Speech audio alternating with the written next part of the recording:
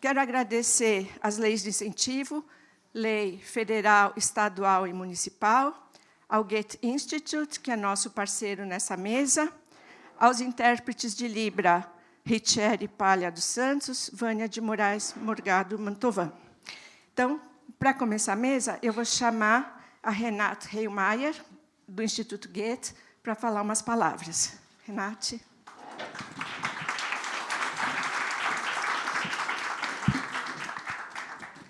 Muito obrigada. Então, eu vou falar umas palavras só, né? E é um grande prazer dar as boas-vindas para essa mesa aqui. Para dar as boas-vindas, eu vou começar, claro, com a nossa mesa. Agradecemos muito, imensamente, a presença de cada pessoa aqui, mas especialmente a Jennifer, que veio da Alemanha, ou a Jennifer Tege, o André Chiliones e a mediadora Gabriela Longmann. Também gostaria de enfatizar que a realização desse festival só foi possível graças ao empenho e à colaboração de muitas pessoas envolvidas, especialmente agradecemos a Marília Neustein, a Bianca Mantovani e o Daniel Dueck e as equipes aqui da produção do museu, que trabalharam com dedicação e intensidade para tornar esse festival uma realidade. E também os melhores cumprimentos à nossa cônsul-geral, a Martina Hackelberg, o Tarcísio, o marido da Martina, e o Matthias Klaschke, que é o attaché cultural aqui em São Paulo, do Consulado-Geral. Bem-vindas, muito obrigada pela sua presença aqui.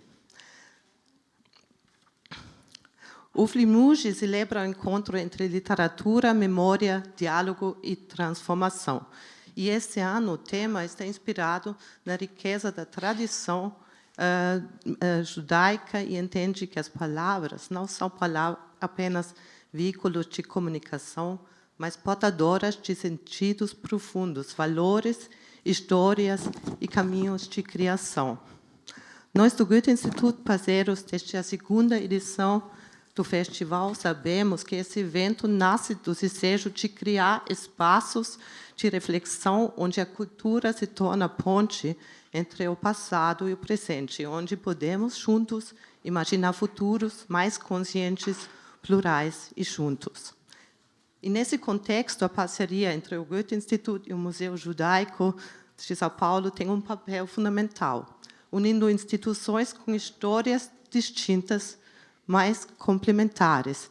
Essa colaboração reafirma o compromisso com a preservação da memória histórica, com a valorização da diversidade e com a responsabilidade de olhar criticamente para os legados do passado, especialmente aqueles marcados por dor, exclusão e violência, para que possamos enfrentá-los com coragem no presente, vendo a produção artística como forma de renovação.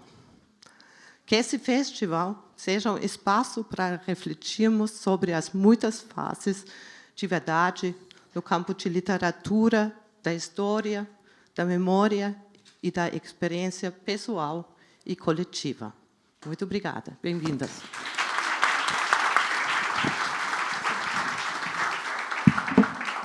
Obrigado, Renate, pelas palavras e pela parceria do Instituto Goethe. Essa é a última mesa. Infelizmente, está acabando, mas foi um Flimuge maravilhoso, foi o mais incrível de todos. Mas, para que isso acontecesse, eu preciso agradecer à equipe do museu. Eu fico emocionada, porque foi uma grande equipe que trabalhou para que isso acontecesse. Então, vamos lá. Produção, comunicação, programação, infraestrutura, desenvolvimento institucional, administrativo. Uma salva de palmas.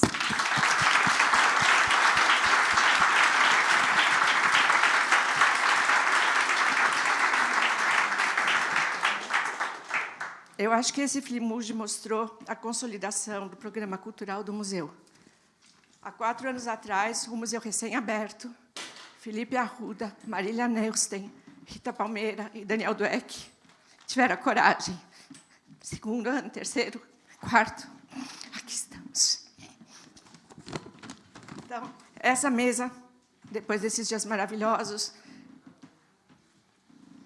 Ela não é menos importante do que as outras, mas é uma mesa para a gente pensar. Imagine ser uma mulher negra e, num belo dia, descobrir que seu avô foi Amon Gott, um dos mais conhecidos oficiais nazistas, retratado no filme A Lista de Schindler.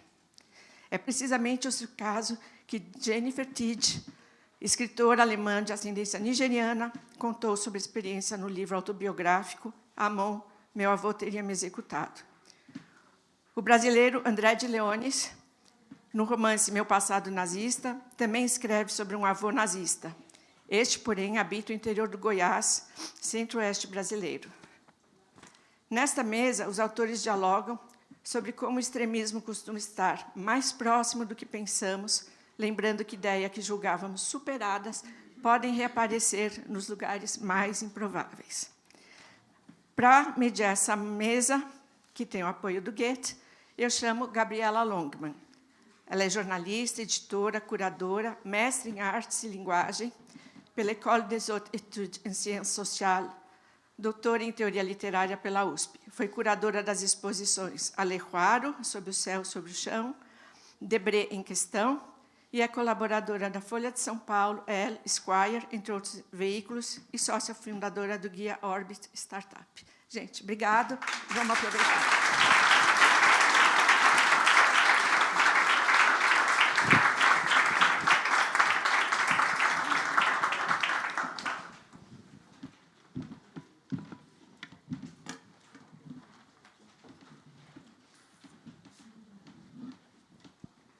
Alô.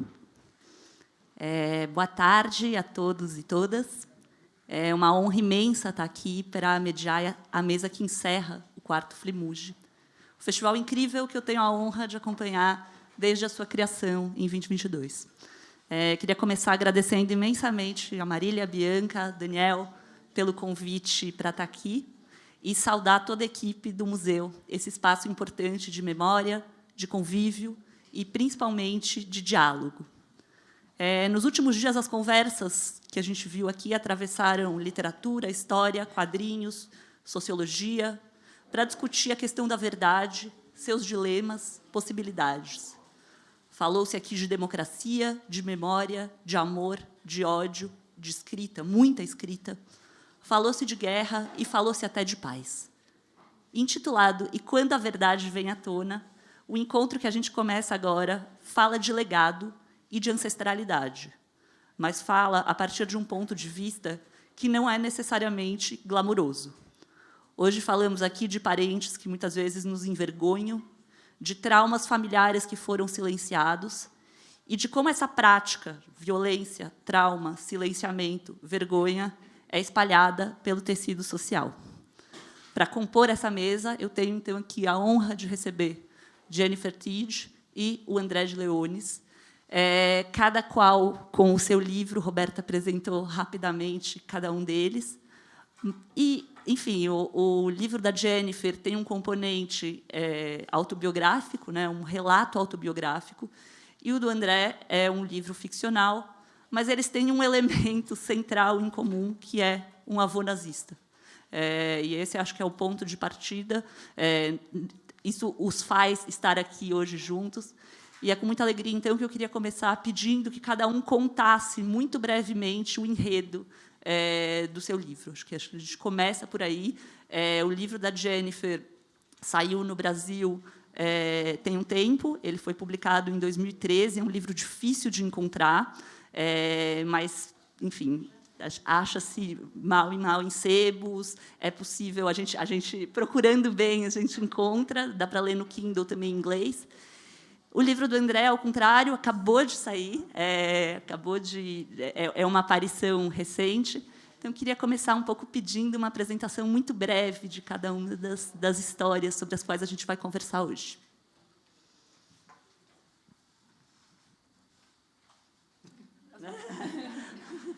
Bom, em primeiro lugar, muito obrigado pelo convite e muito obrigado pela presença de todos vocês.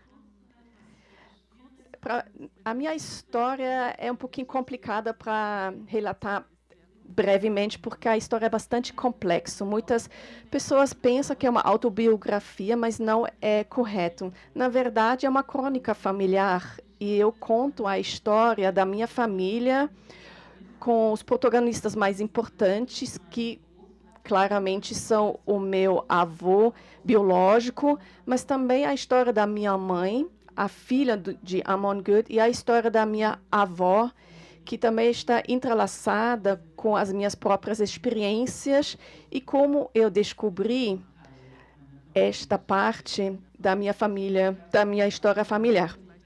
Também vou passar a palavra agora. Eu acredito que mais tarde a gente tem a possibilidade de entrar mais em detalhes, mas para começar, eu acho que é suficiente. É um livro que está escrito em 2 níveis de narrativa. É importante saber. O livro foi feito em conjunto com uma jornalista que infelizmente já faleceu, mas é um livro que também, de forma literária, digamos, é um pouquinho fora do normal, mas é bem legível. Os meus leitores falaram que quando uma vez pegou na mão, não para mais antes de terminar. Procede. Oi, boa tarde. Como ela falou, eu sou um romancista, né, escrevo ficção e não escrevo autoficção, embora esteja muito na moda. Talvez devesse escrever, né, para vender mais. Mas, de fato, eu cresci no interior de Goiás, numa cidade que foi fundada na época da mineração, né, no século XVIII, e que cresceu muito desde então. Hoje tem quase 20 mil habitantes. E, dentre esses habitantes, havia uma família de imigrantes alemães que não eram nazistas, nem tinham qualquer relação com o nazismo. Pelo contrário, eles emigraram para o Brasil, fugindo, né, da ascensão nazista, antes do início da Segunda Guerra. Mas, tendo contato com eles, eu comecei a ter interesse pelo que tinha acontecido, né, principalmente na Europa, naquele período. E, durante a vida inteira, eu li muito a respeito, né, sobre isso, sobre não só o nazismo, mas fenômenos totalitários em geral, né? E quando houve aqui no Brasil a ascensão do nosso extremismo doméstico, né, recentemente, eu me lembrei de algumas coisas que eu tinha vivenciado em Silvânia, crescendo, de coisas que eu ouvia, que depois agora a gente ouve em todo lugar, né, essas opiniões homofóbicas, xenófobas e assim por diante, xenofóbicas, né, seria. E então eu pensei que seria o caso de brincar um pouco com esse, digamos, esse aparato teórico, histórico que eu tinha angariado no decorrer da vida por interesse desinteressado, com perdão aí da contradição, mas era isso. Eu lia porque gostava, não fazia nenhuma pesquisa acadêmica a respeito. Li todas as biografias de Hitler que pude encontrar, li o livro do Friedlander sobre o Holocausto, sobre a Shoah, li o livro do Raoul Hilberg, né, que é fabuloso. Então, eu pensei, acho que tem como fazer uma ponte entre essas coisas, né? Então, eu imaginei, se em Silvânia havia uma família de imigrantes alemães que não eram nazistas, vamos supor que houvesse um nazista que, por acaso, em vez de ir para o Paraguai ou para a Argentina, foi se esconder lá, né? E aí, a partir daí, eu criei essa história desse cara que é alguém como eu, mas não exatamente como eu, mas que tem esse avô. Ele descobre isso em algum momento da vida e começa a lidar com essa história. Só que o romance, a partir do momento em que é uma história de uma família disfuncional, eu pensei que a narrativa em si deveria ser disfuncional também. Então, a estruturação do livro é cheia de falsos começos, de digressões invasivas, de histórias dentro de histórias. Então, o livro é como se o próprio livro esfarelasse junto com a memória familiar do personagem. Então, não sei se eu apresentei bem, mas basicamente é isso. Bom, eu vou apresentar mais um pouquinho o livro do André. No livro você tem 3 amigos que estão juntos nessa Silvânia, nessa pequena cidade de Goiânia, nos anos 90, numa narrativa muito frenética de festas, bebedeira, drogas, prostituição, enfim, coisa muito frenética mesmo, em termos de narrativa, em termos de acontecimentos, e que, em um dado momento, isso vai dando espaço para histórias familiares do narrador, que é o Leandro, que chegam na figura desse avô nazista e de traumas que, de alguma maneira, estão ali colocados, e de um componente de violência muito profundo que está esparramado pela sociedade. Então, partindo disso, eu queria fazer uma pergunta para os dois. Eu acho que a gente tem, por um lado, uma história com H maiúsculo, né, uma história do nazismo, que deságua numa narrativa familiar, que invade uma narrativa familiar. A Jennifer, até os 40 anos, até por volta dos 40 anos, não sabia da existência desse avô nazista. Então, você tem a história entrando na história familiar dela. E, por outro lado, ao contrário, você tem ali uma narrativa de um caso familiar muito específico que, de alguma maneira, serve para falar de uma violência social entranhada nesse nosso Brasil. Então, eu queria começar um pouco pedindo para cada um de vocês comentar essa questão. Jennifer. É difícil, porque eu acho que os livros são bastante diferentes. Ainda não conheço o livro do André, pesquisei um pouquinho e fiquei bastante impressionada, porque você disse que você somente se interessa para a história, mas tem tantos fatos que precisa saber. Eu pensei realmente que você tinha estudado história, não filosofia. Fiquei muito impressionada. Eu estudei história, mas a razão para mim, por que eu convidei uma coautora, é porque eu queria escrever um livro bastante pessoal, com as minhas experiências, porque eu sempre disse, a minha história é autobiográfica. Como outra pessoa pode contar esta história? Porque ninguém pode olhar na minha cabeça e também ninguém consegue explicar os processos psicológicos, a não ser a pessoa que vivenciou. Nesse caso, sou eu que transmito esta história. Mas é um livro que, na verdade, é um pouco comparando como um sistema fatalítico. Não é linear, mas é construído de uma forma que foi acontecendo. Então, tem vários assuntos que são importantes para mim, por exemplo, responsabilidade, e também assuntos políticos, que neste momento são bastante atuais, e também a questão da identidade e segredos em família que são tóxicos, e também são assuntos grandes, e eu tentei contá-las por meio da minha história familiar. E isso não é fácil. E também não se enxerga de imediato, se segue a história, e aí vem as complexidades. E eu agora vou contar um pouquinho mais, caso vocês não sabem sobre o que trata o livro. Vou falar um pouquinho do assunto central. Então, tem os assuntos mais gerais, mas a história em si, eu lembro quando eu tentei achar uma editora, eles falaram para mim, porque eu começo com a descoberta da minha história familiar. E aí eles falaram, e aí? E depois, o que vem? Então, o prólogo é a descoberta. E falando sobre o meu avô, o nome Amon Goeth não é tão conhecido porque ele não aparece tanto nos livros de história. Himmler, Goebbels, etc., todo mundo conhece, mas o Amon Goeth só mais tarde ficou conhecido no público. Ele é o comandante do campo de concentração no filme A Lista de Schindler. Não sei se vocês assistiram ao filme. Foi feito por Steven Spielberg, e o Schindler ele salvou muitos judeus. E o meu avô é o Amon Goeth, que matou os judeus. E a cena que a maioria com certeza ainda conhece é a varanda onde ele atira nos judeus de manhãzinha. Esse é o meu avô biológico, mas este fato eu só soube muito tarde na minha vida. Eu fui adotada quando eu era criança voltando um pouquinho mais para trás, o meu pai, né, vocês percebem, eu tenho um aspecto bastante, sou bastante morena, e muitas pessoas acham que eu tenho raízes brasileiras.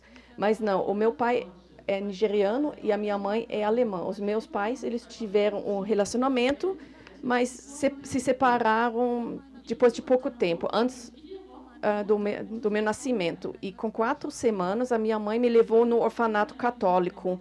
Eu cresci, no início, neste orfanato.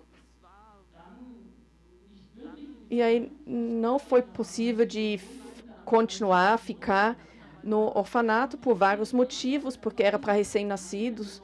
E aí eu teria que ser transferida ou para outro orfanato ou para uma família de acolhimento. E no meu caso, eu tive a sorte de achar uma família alemã, branca, de acolhimento, que já teve 2 filhos, que me acolheu. Então, depois do tempo que eu vivi no orfanato, depois eu cresci numa família alemã. Mas, mesmo assim, eu tive contato. O que é importante para entender o livro, tive contato com a minha mãe biológica, porque a minha mãe, ela me levou no orfanato não para se desfazer de mim, não, porque as circunstâncias foram muito difíceis para ela, mãe solteira, etc. Então, eu tive contato com a minha mãe biológica e também com a minha avó biológica, que é uma pessoa muito importante, mesmo sendo adotada, quer dizer, vivendo numa família de acolhimento. E indo mais para frente, para não levar muito tempo, eu acabei tendo uma vida bastante normal nessa família adotiva. Terminei a escola, fiz faculdade, fui para Israel. Não sei se foi acaso ou se foi destino, né? Isso é uma pergunta que talvez um filósofo pode responder melhor. Eu estudei em Israel. Eu falo hebraico fluentemente, também falo outros idiomas, mas eu falo hebraico fluentemente, porque eu estudei história de Israel, da África, e com quase 40 anos, já casada, já mãe, um belo dia, eu voltei para a Alemanha. E um belo dia entrei numa livraria, que é a maior livraria em Hamburgo. Uma livraria que tem quase 500 mil livros, CDs também, etc. Mas quase 500 mil livros. E eu estava na frente de uma prateleira e escolhi um livro. Este livro estava nesta prateleira e só vi o livro por trás. E aí eu vi o título, que era... Você tem que amar o seu pai, não é? Eu não conheci o autor, não conheci o livro, mas peguei o livro e alguma coisa me chamou a atenção. E aí eu comecei a folhear no livro, e aí eu vi fotos e também textos, claro. E enquanto eu estava olhando o livro, eu percebi alguma coisa não está certa, alguma coisa está estranha.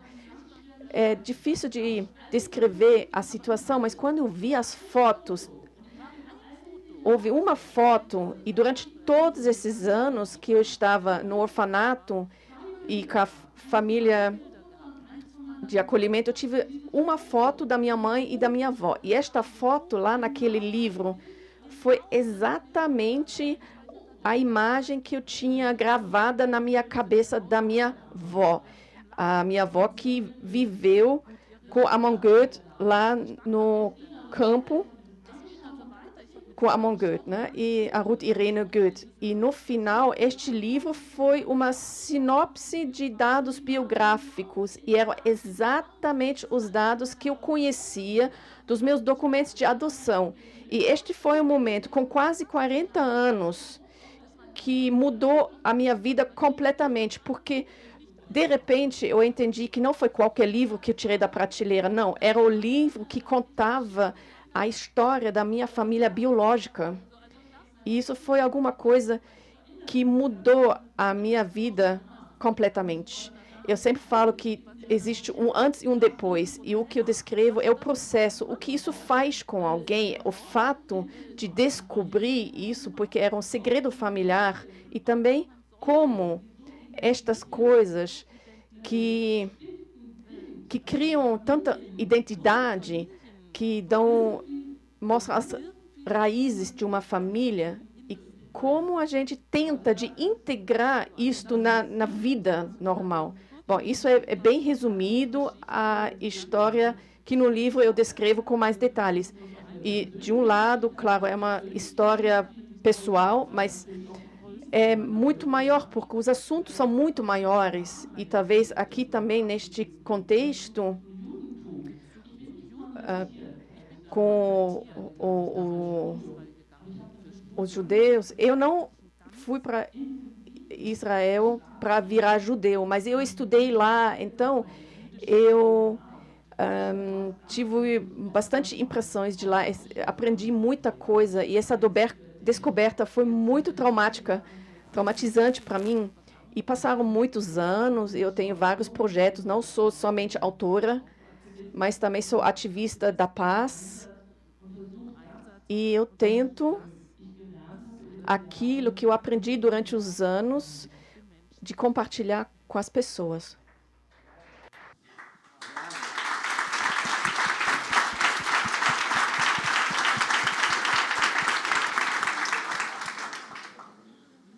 É uma história impressionante, eu recomendo demais a leitura do livro.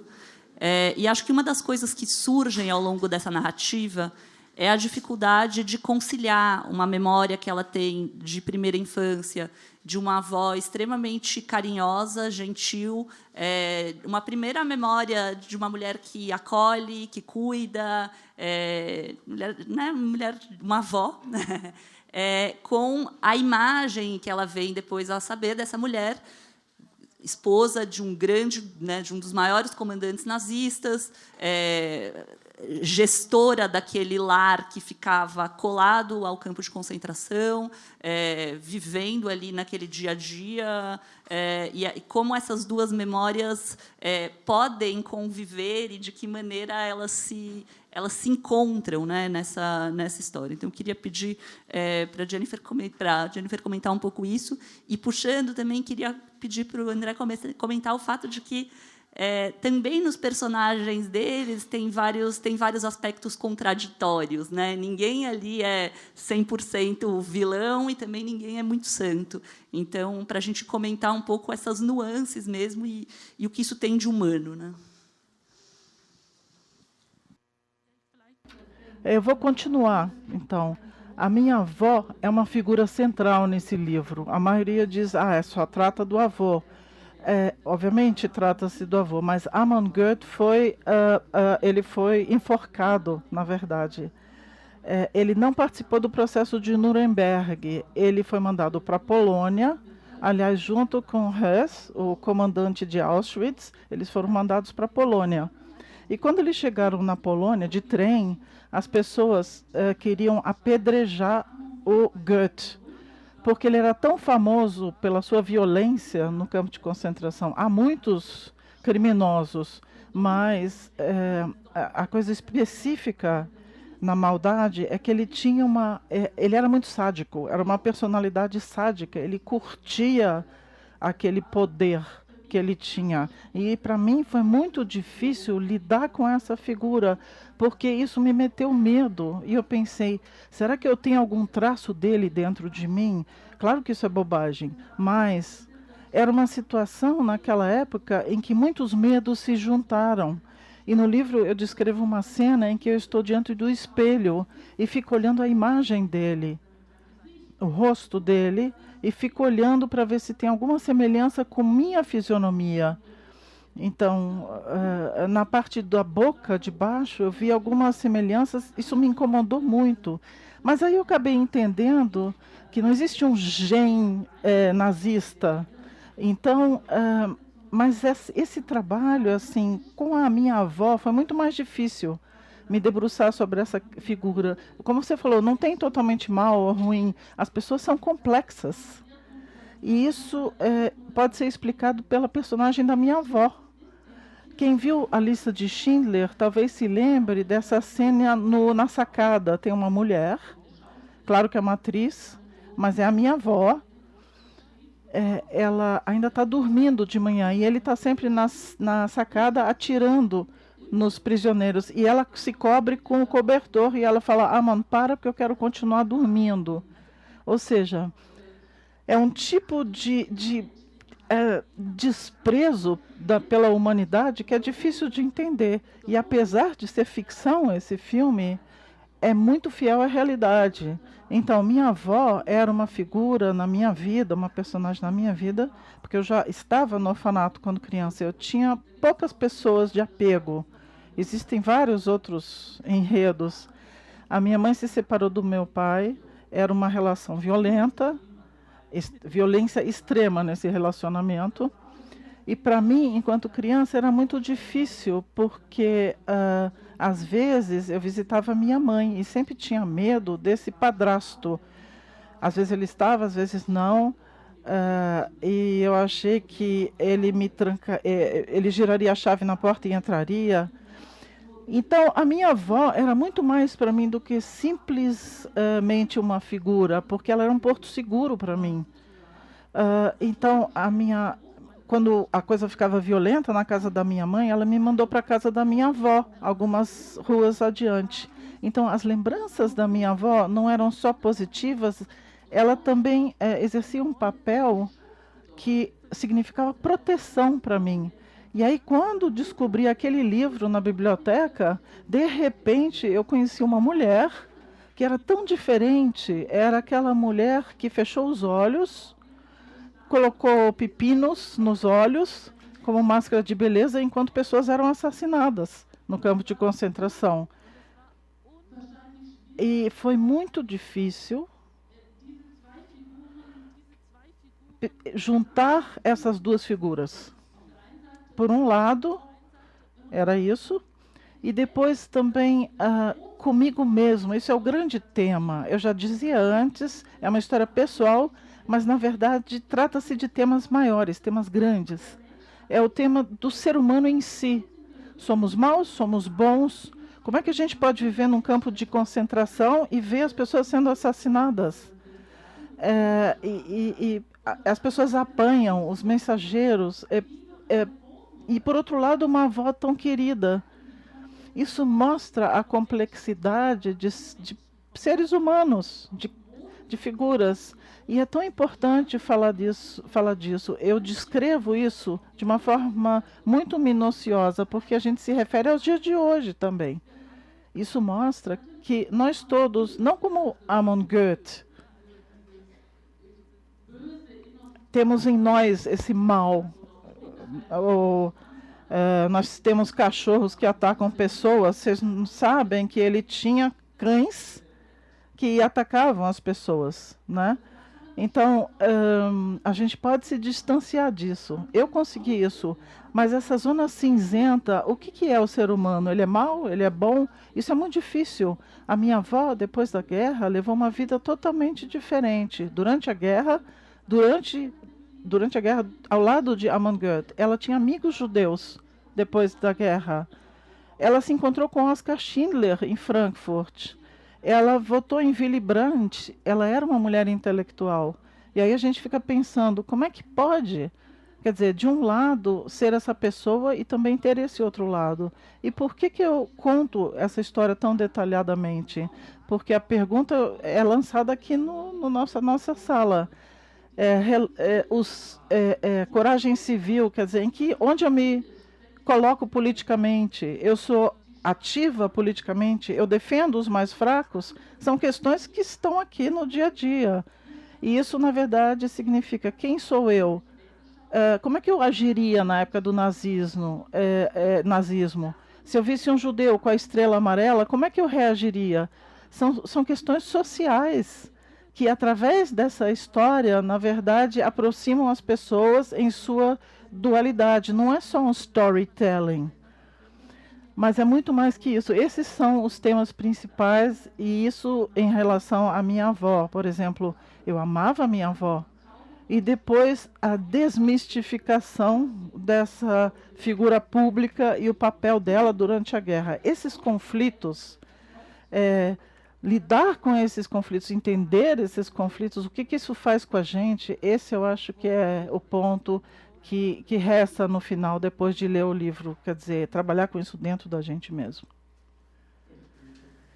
Perfeito. Antes de deixar o André falar, queria só lembrar que o público pode e deve mandar questões.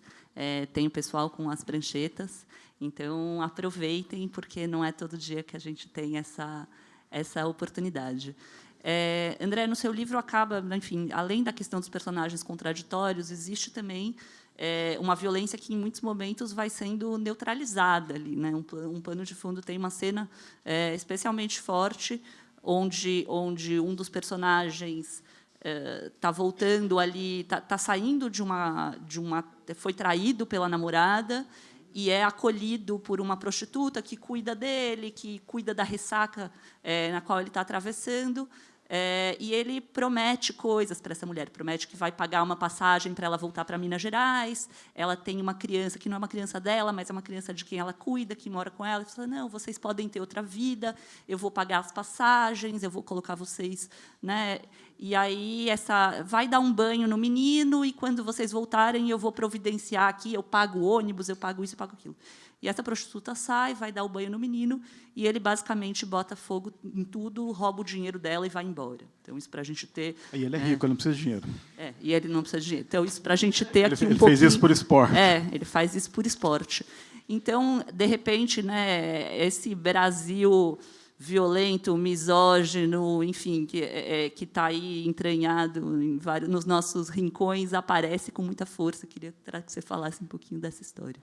Algo que sempre me interessou, não só como autor, mas como leitor, né? Porque, antes de tudo, a gente é leitor e vivente, né, nesse mundo, é a ideia do mal e da persistência do mal e da maneira como o mal, às vezes, é personificado ou é verificado no dia a dia.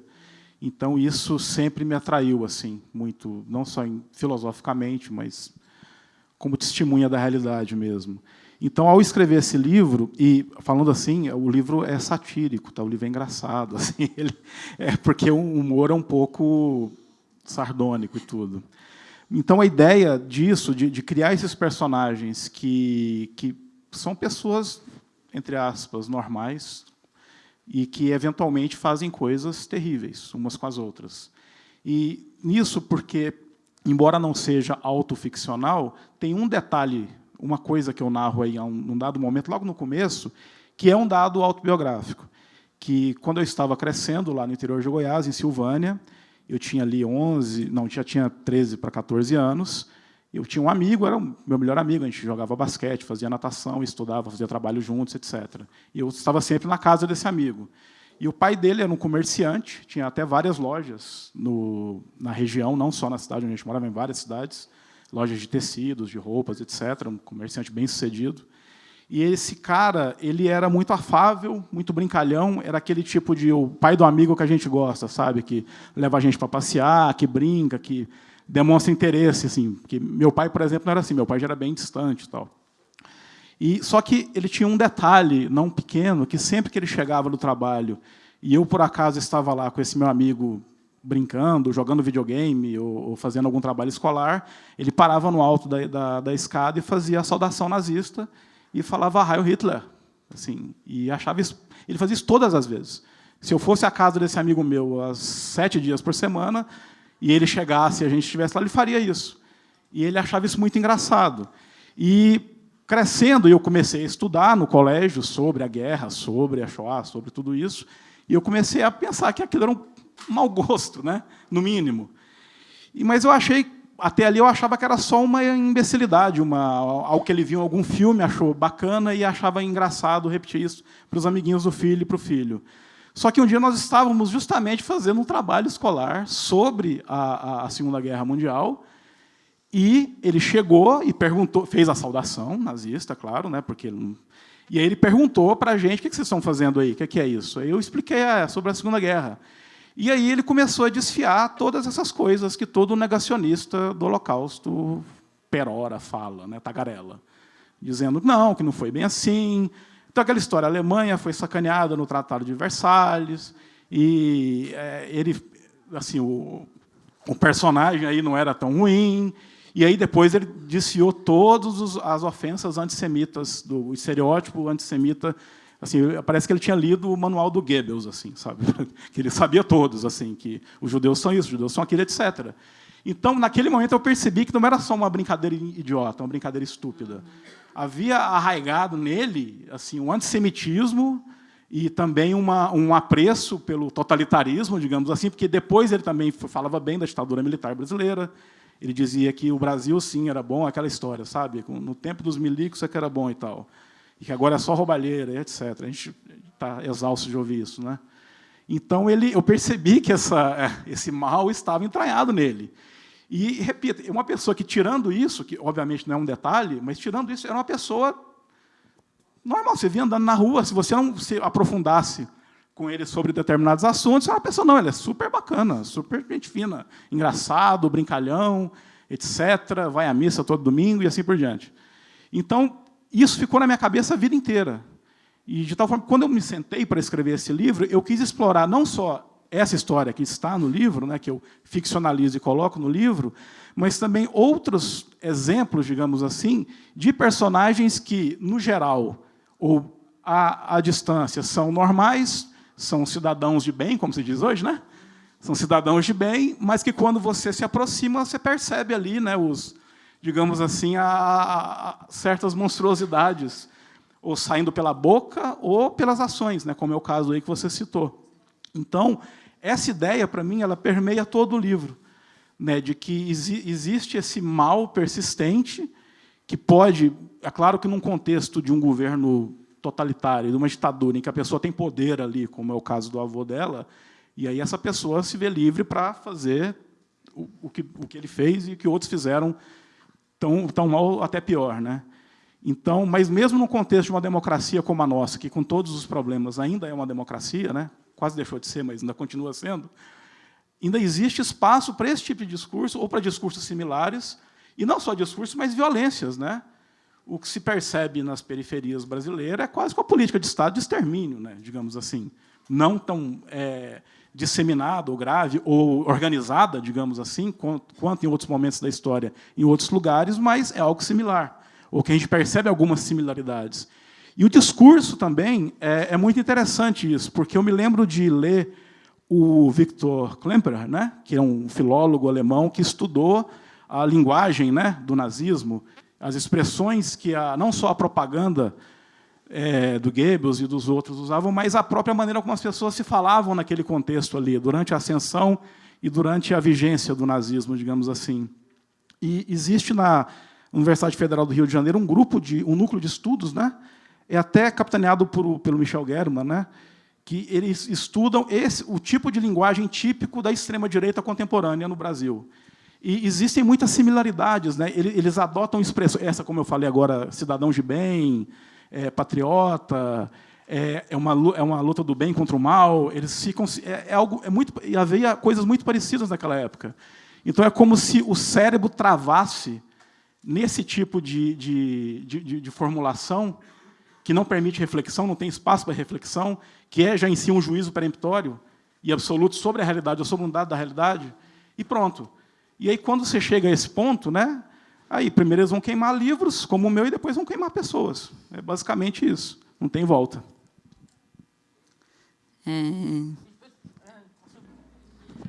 Gostaria de acrescentar algo. Eu acho que a estrutura dos livros são diferentes, mas, do ponto de vista do conteúdo, estamos muito próximos um do outro. Esse mal não é palpável, né? Ele está dentro de nós em diferentes vertentes. Isso é tão importante. A linguagem também, o poder que a linguagem tem. Vejamos os populistas. Eles simplificam a linguagem. Temas complexos são simplificados. É bom representar coisas complexas, mas quando você simplifica a linguagem e os problemas, isso não nos leva adiante. E por isso eu acho muito bom o que você falou. Na verdade, é o mesmo tema, mas no meu caso, é difícil você se diferenciar diante de um Amon Goeth, mas essa diferenciação da pequena maldade que nós temos dentro de mim, isso é algo que, enfim, precisamos mergulhar fundo na nossa própria alma. E quando a gente não reconhece que a gente tem essas partes dentro da gente, nada vai mudar na sociedade.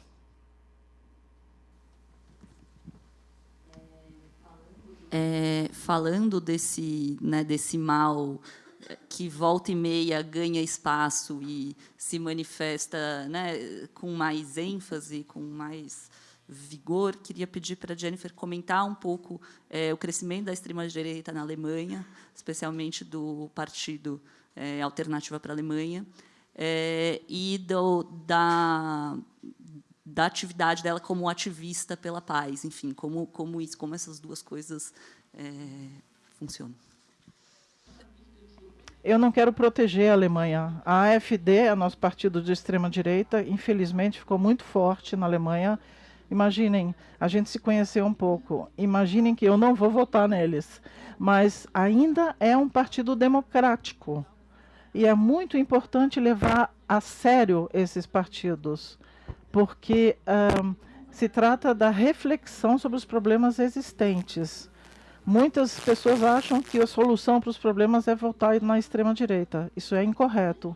Mas, na Alemanha, a gente falou sobre isso ontem, eu acho que não é uma questão ideológica, no sentido de que os velhos nazistas ressurgiram das cinzas. Mas é uma questão econômica. Ou seja, pessoas que têm a sensação de serem descartadas, também no leste europeu, os salários são muito baixos, a AfD tem muitos votos nessas regiões. Trata-se, no fundo, de uma reflexão da insegurança econômica que as pessoas têm, que faz com que elas votem nesses partidos. Agora, em relação à Alemanha e a esse partido AfD, há pessoas que votam neles por questão ideológica. Mas eu não estou só na Alemanha, mas eu sou ativa em outros países. Eu vejo no contexto europeu como um todo. A direita está na dianteira na Alemanha, mas temos a Polônia, a Hungria. Eu não quero apontar o dedo para nenhum lugar onde o problema é mais forte ainda. Minha maior preocupação específica se volta aos Estados Unidos. Não é mais uma democracia. Eu não sei se vocês concordam comigo, mas eles têm problemas maciços. O mundo está mudando tão rápido, de uma forma exponencial. Não era assim antigamente, mas hoje é muito rápido. Pela internet, as informações são outras. Às vezes são incorretas. Eu também tenho filhos que são mais velhos agora. O que eles consomem na internet, quer dizer, o mundo está mudando muito rapidamente. E nós todos estamos em tempos inseguros, politicamente também. Onde estamos? Tivemos uma longa discussão sobre o conflito, sobre Israel. É muito difícil, nesse momento atual, assumir uma posição em que todos pensem a mesma coisa. É muito polarizado tudo isso. O que eu sempre digo é que, também em relação a partidos políticos que não sejam próximos da gente, eles existem, eles não podem ser ignorados. O que precisamos é o diálogo, é isso que é decisivo. Que, apesar de tudo, a gente se junte e tente encontrar um denominador comum. E se não o encontrarmos, pelo menos a determinação, we agree that we disagree. Então, concordamos que discordamos. Agora, a gente se dissociar uns dos outros e ver o outro como inimigo e o outro como amigo, isso é o começo do fim. E eu tenho uma forte ligação com Israel, pelos vários anos que vivi lá, mas a política alemã, ela é contraditória, porque eu não gosto dela, porque nos últimos anos desde outubro, que vocês sabem, os ataques em Israel, isso mudou o mundo completamente. E se me perguntarem o que eu acho, há duas coisas. Eu acredito na humanidade, ou no fato de ser humano, que independe de nacionalidades, de gêneros, de peso, ou seja, o que vocês queiram. É o aspecto de ser humano, o outro ser humano. Tolerância, isso que é importante. E poucos, eu acredito, e poucos pensam nisso, é direito internacional. E direito internacional constantemente é derrubado, não é comentado, é deixado de lado. Eu acho que uma coisa muito concreta, eu acho que instituições como as Nações Unidas, muita gente diz que as Nações Unidas são obsoletas, enfim, mas mesmo assim é uma importância grande. Elas precisam ser fortalecidas, essas instituições, para lidar com os problemas atuais. Partidos de direita é uma coisa que, o extremismo de direita, o populismo, extremismos em geral, são algo que isso tudo é uma grande ameaça para nós. Eu acho que o mundo, às vezes, infelizmente, eu fiz história também, o mundo só mudará. Como é que eu vou dizer isso? Primeiro precisa ficar pior para que depois melhore. Então, é a situação que a gente está vivendo no momento.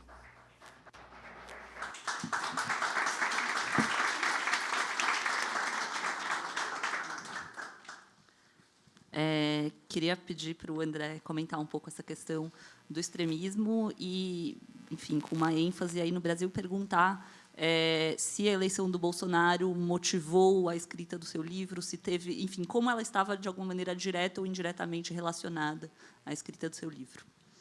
Eu não teria escrito esse livro sem a ascensão da extrema-direita no Brasil, sem a eleição do supracitado. Não só este livro, mas também do livro anterior. Que antes desse livro eu escrevi um romance até mais extenso, que se chama Vento de Queimada, que é bem diferente desse livro, que eu chamo, por se passar em Goiás a história, eu chamo a história de Pequi Noir, porque é uma história policial que se passa em Goiás no começo da década de 80. Por que esse livro tem a ver? Aparentemente não tem nada a ver. Mas eu estava pensando muito no final da década passada, né, depois das eleições de 2018, sobre isso que a gente convencionou chamar de Nova República, né, que teria iniciado após a ditadura militar e, no meu entender, acabou em 2018, né, com a eleição do Bolsonaro, talvez até um pouco antes ali. Acho que já em 2013 a coisa já foi degringolando, né. Então eu estava pensando muito sobre isso e quis escrever esse outro livro, Vento de Queimada, que se passava no começo da década de 80. Então, a história dele se passa ali quando o movimento das diretas começa a ganhar atração. Ele ganha atração, de fato, em 84, mas, em 1983, já havia manifestações pela volta das eleições diretas, pelo fim da ditadura, né, consequentemente. Então, a personagem principal desse outro livro é uma matadora profissional e ela trabalha para políticos poderosos, caciques políticos do interior do país, matando desafeto político ou o que quer que seja. E essa, apesar dela ser uma matadora, ela é historiadora por formação, porque vocês precisariam ler o livro para entender como que uma historiadora formada na UNB, né, que é uma universidade muito conceituada aqui no Brasil, eventualmente, depois de pegar o diploma, em vez de ir para pós, vai matar gente. Precisa pagar os boletos. Né? Exatamente. A gente faz o que tem que fazer, né, como diz o... Mas a ideia era o quê? Que, para mim, a Nova República já nasceu viciada, digamos assim, já nasceu essencialmente corrompida. Não a Nova República, o país, de certa forma, já tem essa corrupção entranhada nas suas instituições, né? Independentemente do governo atual ser eleito democraticamente ou não.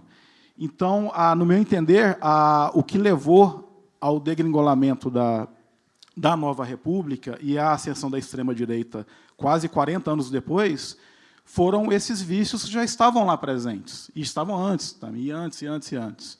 Então, quando eu escrevo esse livro sobre então, o início, digamos, em que há essa corrupção essencial, digamos assim, nas entranhas do país, e depois escrevo esse outro livro que já se passa no pós, né, durante e após, né, a ascensão da extrema-direita.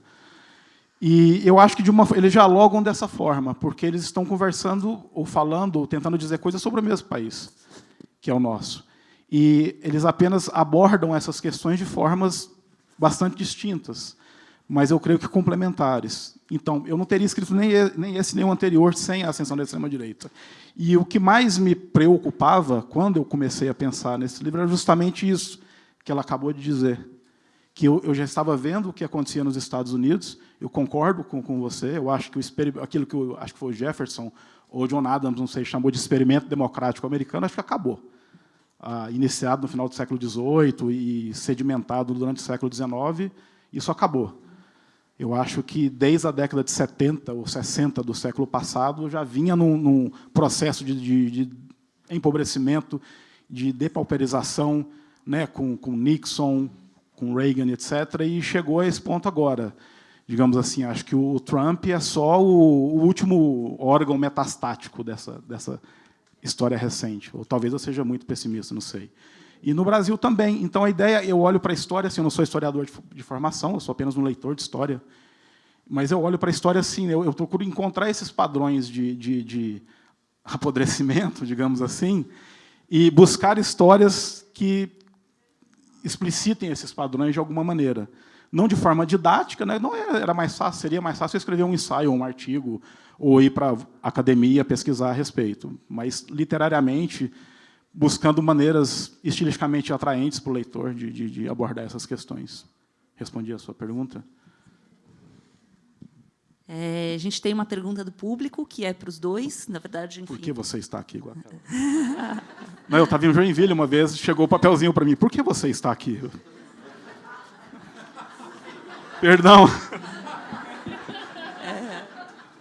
Não é? Vamos lá. É muito comum pensar apenas nos judeus como vítimas do nazismo. Então, uma pergunta para a Jennifer. Qual a importância de pensar também nos negros como vítimas do nazismo? E para o André, num contexto brasileiro, pessoas LGBT, esquerdistas, negros, nordestinos, ocupam o lugar dos judeus ou compartilham esse lugar com eles no discurso, entre muitas aspas, nazista?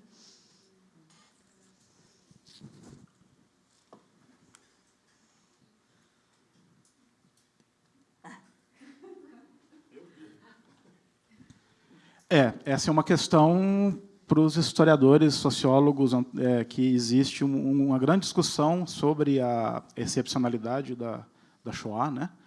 Inclusive, na Alemanha, no começo do século, houve um debate gigantesco em torno disso. Esqueci agora o nome do autor, que publicou um livro questionando isso, e foi questionado, e outros, etc. Mas, enfim, eu acho que, no contexto brasileiro, sim, como eu falei há pouco, né, existe uma política de extermínio que não é organizada e tão, digamos assim, estridente como foi o nazismo, mas existe. Para quem mora na periferia e geralmente tem a cor da pele mais escura, ou é gay, etc., essas pessoas são... acho interessante você falar isso, porque no livro eu falo do Heidegger, né, que é um caso já bastante estudado, né, de um grande filósofo que também era nazista, né, e que nos livros deles você encontra algumas coisas que tem um antissemitismo ali meio escondido, mas nos cadernos que ele escrevia, que depois foram publicados após a morte dele, está bem mais evidente. E eu discuto isso no livro, né. E eu acho que é interessante isso, porque eu falei do Heidegger, porque um grande filósofo italiano chamado Giorgio Agamben usou conceitos do Heidegger, ironicamente, para explicar justamente os dispositivos do estado de exceção, né? Então, no estado de exceção, existe uma zona de indiscernibilidade, digamos assim. Eles criam essas zonas. E aí, nessas zonas, eles podem incluir ou não certas parcelas da sociedade. E essas parcelas da sociedade que são atiradas nessa zona de extinção, elas se tornam matáveis. De repente, por exemplo, como na Alemanha nazista, de repente, depois das leis de Nuremberg, matar judeu não era crime, né? Pelo contrário, era política de Estado. E no Brasil não chega a esse ponto de haver uma lei dizendo que você pode, né, prender, colocar num gueto, depois mandar para o campo, de extermínio, etc. Mas aqui a coisa é mais, digamos assim, bagunçada, mais caótica. Mas me parece que as polícias e alguns governantes têm, sim, subrepticiamente, de uma forma assim, uma visão que certas parcelas da sociedade, certas pessoas são matáveis, né, para usar a expressão do Agamben. Então, eu não sei se eu teria que fazer uma pesquisa mais aprofundada para traçar paralelos com o que aconteceu na Europa no século passado, mas, especialmente na realidade brasileira, é isso. Você tem, desde sempre, a gente tem um problema, um passivo aí da escravidão que nunca foi, digamos, esse boleto nunca foi pago, né, como se diz, nunca conseguimos, de fato, incorporar uma boa parcela da população à nossa sociedade, que ela ainda sofre ainda hoje com inúmeras discriminações e violências. Isso é um problema muito grave. E, em vez de resolver esse problema, ultimamente, no país, tem tratado de piorá-lo, né, em muitos casos. Porque os discursos que até pouco tempo eram envergonhados, hoje são abertos, escancarados, e elegem deputados aí com milhões de votos. Enfim. Era isso que você... É isso. As vidas elas não têm todas o mesmo valor, né? Existe uma espécie de hierarquia. A ideia é essa, que essa zona de instituição você negocia, né? Se o governo, no caso nazista, era antissemita, você coloca os judeus ali. Então, eles deixam de ser primeiro cidadãos, não são alemães. Então, depois se tornam matáveis, né? Você pode matar. E toda a propaganda era nesse sentido. São pragas, né? Vamos exterminá-las. Vamos ouvir a Jennifer. Só queria adicionar, em princípio já disse tudo o que tem que dizer sobre isso, mas talvez historicamente, de onde é que vem essa xenofobia, esse medo do diferente, essa é a base. E ter medo de alguém que é diferente, seja uma pessoa que é LGBTQ+, ou uma pessoa que pensa diferentemente, ou uma pessoa com uma cor da pele diferente. Isso muitas vezes é a causa. Se olhamos as raízes, e a política deveria, ou o Estado deveria nos proteger e proteger essas pessoas. E com os desenvolvimentos políticos que temos hoje, muitas vezes o Estado não protege, mas piora a situação. E isso é um problema básico. E este medo, essa xenofobia, o medo do diferente, isso é uma história psicológica que só pode se resolver se as pessoas viajam, veem coisas que são diferentes e nem sempre são ameaça, mas são complementar. E que essa diversidade também de pessoas, de ideias e de tudo enriquece todo mundo. E se a gente não tem essa consciência, a xenofobia sempre vai vencer. E isso que já é enraizado antropologicamente. E precisamos de mais proteção para estas pessoas. E para isso também o Estado, entre outros, tem essa responsabilidade. E lá atrás, na Segunda Guerra Mundial ficou muito nítido como fracassamos, mas no pequeno ainda existe hoje.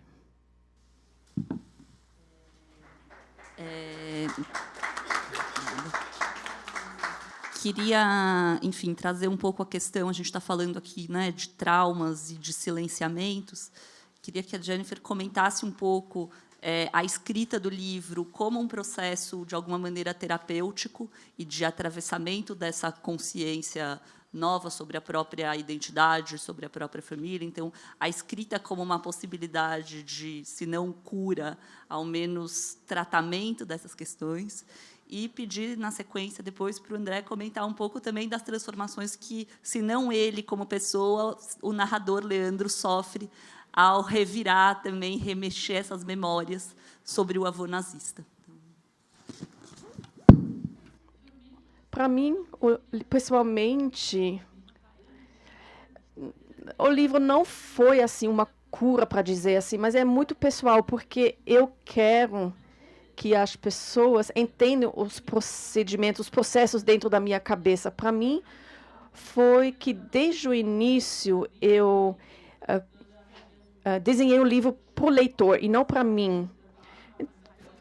Bom, claro, o processo acabou sendo uma cura, porque eu acabei refletindo toda essa situação, mas Na verdade, todo esse processo de cura foi com o terapeuta, mas o livro realmente foi feito para o grande público.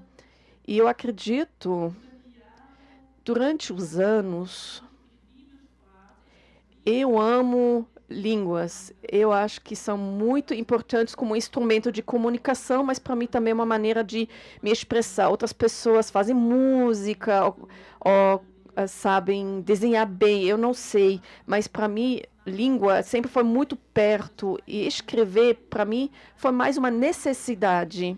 Durante muitos anos, até antes, por causa do passado, eu sempre tive ajuda terapêutica e a minha terapeuta, já no início, quando eu tinha início de 20, ela me perguntou, senhora Tid, por que não escreve? Aí eu perguntei, mas sobre o quê? Eu não tenho suficiente coisas para escrever que seja tão importante para escrever um livro. E quando eu entendi que esta história que eu vivenciei, já me disseram, você não pode levar esta história para o túmulo, porque é uma história tão diferente que precisa ser contada. E quando eu entendi isso, a questão só foi mais como eu vou colocar esta história no papel. Então, para mim, o processo de escrita não é como muitas outras pessoas que simplesmente se sentam na mesa e começam a escrever. Eu já tive toda essa ideia, mas é como com satélites. Eu tive muitas anotações que eu tive que juntar, e isso é mais um trabalho do que terapia. Mas, na sequência, ao longo prazo, olhando para trás, sim, foi também uma coisa que chegou a estruturar muito o que eu só tive na cabeça.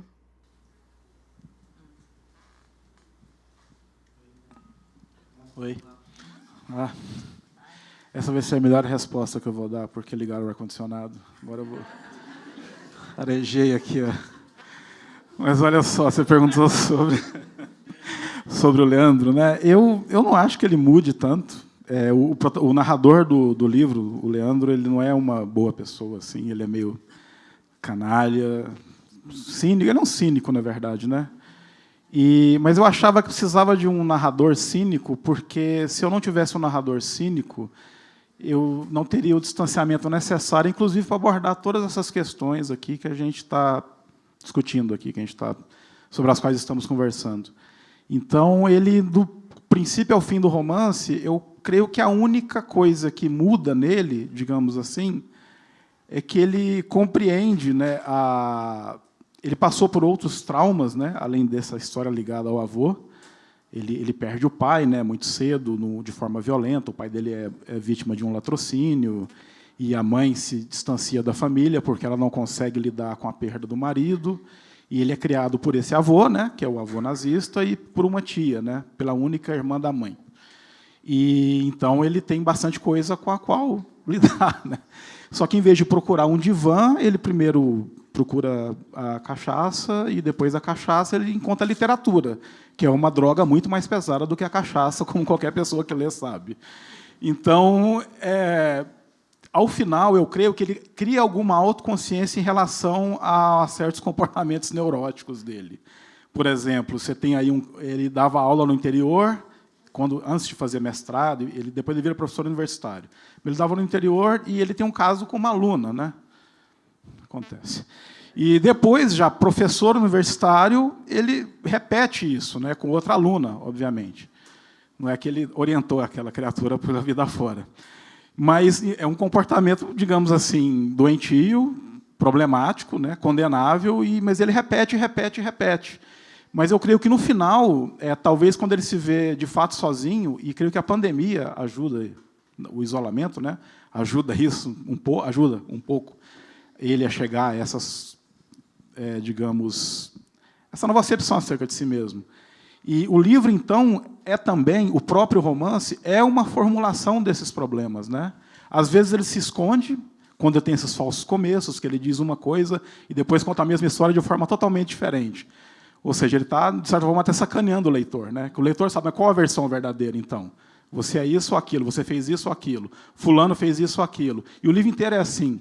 porque ele está se escondendo disso, né, dessas coisas. Mas eu acho que, ao final, até pela imagem que eu tento criar ao final, não sei se eu consigo, que ele vê o avô, né, que ele fala que vê o avô no sonho, etc., eu acho que é uma forma de entendimento, né, primeiro, de uma solidão irredimível dele com ele mesmo, a aceitação desses problemas que ele tem, e, ao menos, a disposição para, se não cometer os mesmos erros, cometer erros diferentes, né?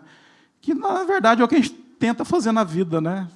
Porque qualquer coisa além disso é papo de coach, né? Não sei. Bom, ao contrário do André, eu entrei em sofrimento aqui, agora que o ar-condicionado está em cima de mim. Então, de qualquer jeito, a gente está chegando ao final da nossa mesa. Eu vou fazer uma última pergunta, que é um misto de uma pergunta do público com uma pergunta minha. Vamos lá. O antissemitismo e o nazismo também se valem do discurso da verdade. Então, pedir para vocês comentarem um pouco essa questão, né, dessas teorias conspiratórias que prometem revelar uma verdade. E, em tempos de fake news crescentes, né, dessa abundância aí de informação, de discursos, como diferenciar, de alguma maneira, o que é verdadeiro do que é falso? E, por último, como a literatura pode nos ajudar nisso?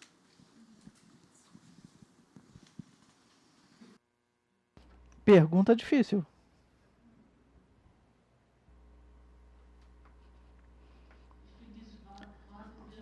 A pergunta é muito difícil, porque o que é verdadeiro e o que é falso, ou verdadeiro e errado, é muito subjetivo também.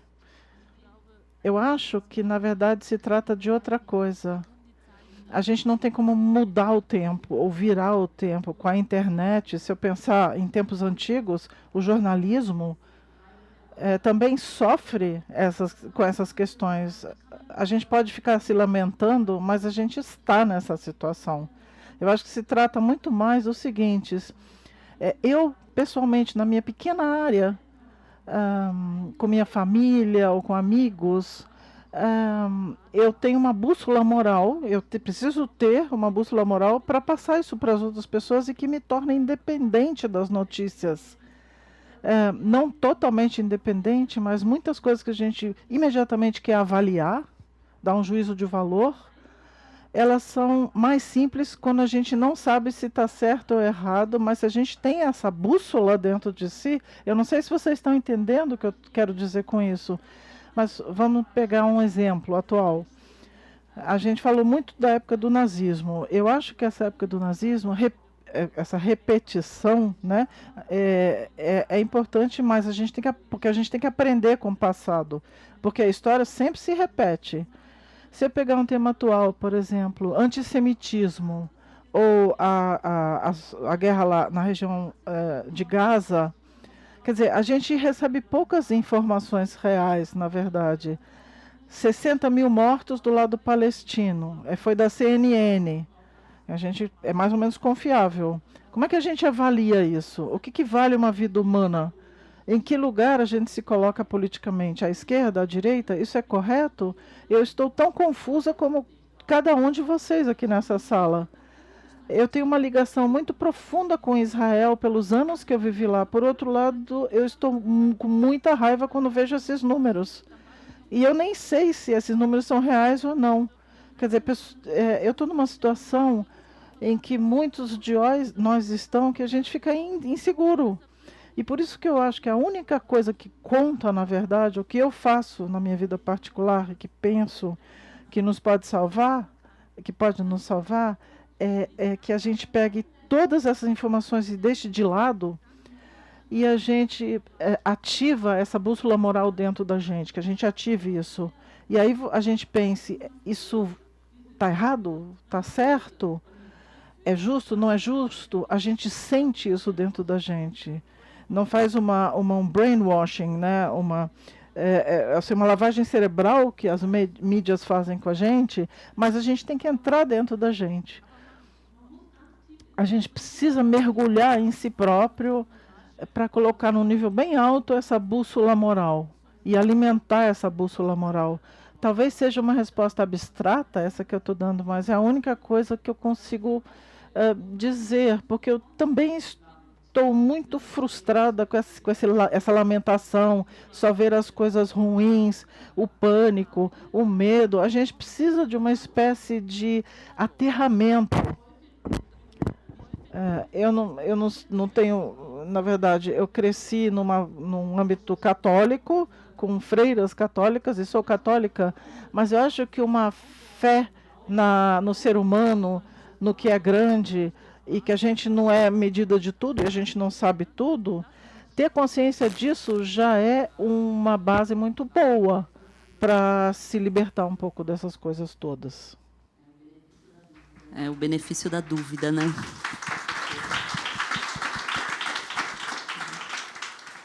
Na pergunta fala a relação entre nazismo e verdade, né? Não custa lembrar que uma das primeiras e talvez a maior fake news da história da humanidade está na história do antissemitismo, né? Que são os protocolos dos sábios de Sião, né? Então você vê por aí, né? No século XIX já tinha isso, e antes, obviamente. Então, eu concordo com ela. Não tem. Eu creio que se tivéssemos talvez um sistema educacional, falando do Brasil, obviamente, melhor, talvez as pessoas, em geral, tivessem mais discernimento, né? E ferramentas também, até cognitivas, né? Digamos assim, não só de informação, mas para ter essa noção de que isso aqui não me parece correto, ou não me parece bom, não me parece verdadeiro. E eu acho que seria um bom começo, né? Talvez, mas isso não parece estar no horizonte. Então, eu acho que eu concordo com ela que nós temos, então, que nos ater ao que está ao nosso alcance, né? No caso, se ela tem a fé e a família, os princípios com os quais ela foi criada, acho que já é, né, um ótimo começo, né? E você? Eu tenho uma gata com que eu pergunto para ela isso aqui, você viu, né? Eu tenho assim, eu não tenho fé em absolutamente nada, assim mesmo, e é muito bom, eu vivo bem com isso, não tenho nenhum problema, não tenho nenhuma crise existencial, nunca tive, assim, sabe, do Woody Allen, nos filmes, no Hannah e suas irmãs, que ele acha que tem câncer, aí descobre que não tem câncer, mas aí ele entra em depressão, porque ele começa a se questionar, mas é só isso a vida? Eu não tenho problema nenhum em saber que a vida acaba daqui a pouco, ou daqui a 20 anos, não sei, eventualmente. Pelo contrário, isso me ajuda a tentar aproveitar cada dia. Então, eu sento para ler um livro, eu aproveito da melhor forma possível, eu sento para escrever, eu aproveito da melhor forma possível, eu saio com a minha esposa, eu tento aproveitar da melhor forma possível, vou vivendo assim dia a dia, e quando vier lá aquele AVC, ou o caminhão de lixo que me atropelar, eu estou bem. Eu vivi bem, eu estudei o que me deu vontade, eu sou um privilegiado, como se diz, né? Eu estudei o que me deu na telha, eu li bastante, quero ler muito ainda, se tiver tempo. Quero ainda escrever alguns livros, sinto muito por isso. E vamos que vamos, é isso. Legal ouvir isso domingo à tarde, né? Sair de casa, domingo, feriado, para ouvir o maluco meter esse papo nietzschiano aí. Foi mal aí, galera. Eu queria acrescentar uma coisa, exatamente. É isso que nos salva, humor. Porque o humor é uma coisa que tem uma ligação entre a gente, é uma coisa que nos une a todos, que não tem a ver com de onde eu venho, né? Então o humor é muito subestimado, é um elemento que nos une a todos, então rir em conjunto é muito importante.